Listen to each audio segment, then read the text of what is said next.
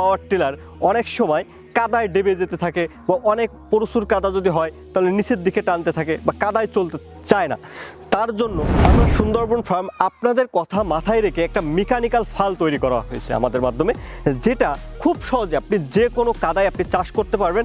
আপনার গাড়ি কোনো প্রকার ডাববে না, কায়েত হবে না, কোনো দিকে যাবে না। আপনার গাড়ি যদি 2 হুইল গাড়ি কখনো কাদায় ছেড়ে দেওয়া যায় না, তাহলে কি হয়, ডেবে যায়। আমাদের যে মেকানিক্যাল ফালটা আমরা তৈরি করছি সেইটা কিভাবে ব্যবহার করতে হয় এবং কিভাবে এটা চাষ করতে হয় এটা আমরা আপনাদেরকে দেখাবো, যে আপনি রিল্যাক্সে নিশ্চিন্তায় 2 হুইল গাড়ি 4 হুইল গাড়ির মতন চাষ করতে পারবেন। দেখেন এখানেই আমাদের মূলত মেকানিক্যাল ফালটা সেট হবে, যেখানে আমাদের চাষকে ডিপকে কম বেশি করার জন্য আমাদেরকে ব্যবহার করা হতো।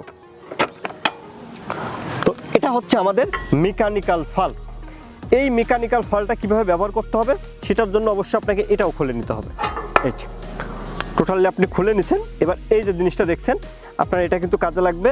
এটা এখানে ঢুকে যাবে সুন্দর করে।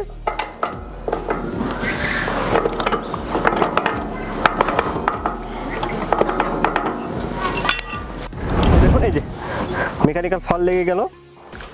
আর এখানে আপনার যে 2টা নাট আছে, এই 2টা নাট খুলে আপনি এই 2 পাশে দিতে পারেন।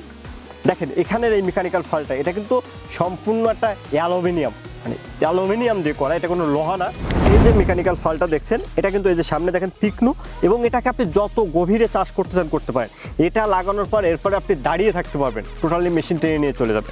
আর এখান থেকে আপনাকে চাষের গভীরতা আপনি কতটুকু বাড়াতে চাচ্ছেন, কতটুকু কমাতে চাচ্ছেন, সব কিছু আপনি এখান থেকে নিয়ন্ত্রণ করতে পারবেন। এখানে যেরকম প্রেশার দিবেন আপনার চাষ সেরকম গভীর হবে, সেরকম গভীর কম হবে। এটাই সব কিছু এখান থেকে নিয়ন্ত্রণ করা হচ্ছে।